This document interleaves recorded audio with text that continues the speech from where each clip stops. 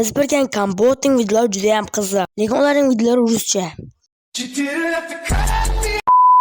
Minecraft'lar va Minecraft'ga qiziqadiganlar, sizlar bilan o'sha Blaster deb aytsam, ozgina shamollab qolganman, chunki e'tibor bermaslar degan umiddaman. Videoni ko'rishingiz mumkin. Minecraft'larning 50% Kompotni ko'radi, lekin ruscha bo'lgani uchun tarjimasini qidiradi va YouTube'ga kirib Kompot tarjima deb yozadi.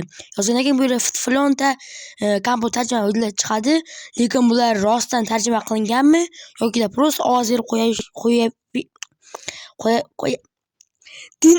buni esa hozir bilib olamiz. Videoning boshida kanalga obuna bo'lib, videomizga like bosib qo'ying. Qani bo'lsam biz ketdik. Keyingi musoqol hozir bitta videoni aniqlab ko'ramiz. Rostdan tarjima qilinganmi yoki tarjima qilinmaganmi? Xo'p, men yozib olib mana shu yoqqa qidirishni boshladim va bu yerda menga tushgan prinsessaning videosi. Sizlar bilan Kompot. Bugungi videomda sizlarni ko'rib turganimdan bag'oyatda xursandman. Xo'p, obunachilar, videoga like bosing, kanalimizga obuna bo'ling. Bizning kanalimizda 650 ta obunachi bo'ldi. Xo'p, birinchidan ko'rib chiqdik, bu prinsessaning videosi ekan. Bunda umuman menimcha xato yo'q, chunki yaxshi tarjima qilingan. Yana bilmadim. Biz esa ikkinchi tarjimonga o'tamiz.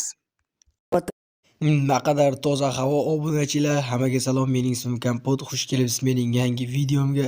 Havo ham juda ham sovib ketdi. Bo'ldi, yetadi. Buni ko'rdinglar, bu ham yaxshi tarjima qilingan, lekin bittagina joyi xato qilingan ekan. Buni kommentariyaga yozib qoldiring. Bittagina joyi xato tarjima qilingan ekan. Bitta joyi hech nima bo'lmaydi. Biz esa 3-tarjimonga o'tamiz. Hammaga xush kelibsizlar mening yangi videomga. Sizlar bilan Grace. Bolalar, videoni ko'rishdan oldin bitta like bosib, kanalimizga obuna bo'lib qo'yinglar bolalar. Bunga bu 3tagina gapi to'g'ri aytilgan ekan, qolgan hammasi umuman boshqa kanal haqida bo'lib ketgan. Kanalimizga obuna bo'ling, bir nechaga oz qoldi va yutqizishlar ozgina. Mayli, bunga e'tibor bermaymiz.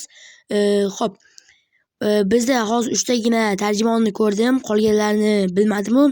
Lekin Minecraft o'ynaydigan, ya'ni Kompotni tarjima qiladigan 80% umuman tarjima qilmasdan videoni oladi, harakatiga qarab yoki oldindan nima bo'lishini ko'rib olib, keyin uni tarjima qiladi, ya'ni tarjima qilmaydi, prosta uni ko'radi.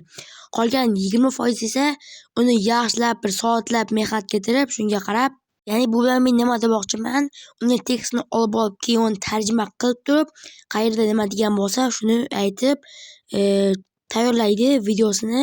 Bugungi video shundan iborat edi. Kanalimizga obuna bo'lib, videoga like bosib qo'ying. Sizlar bilan o'sha Blaster bo'ldi. Hammaga xayr.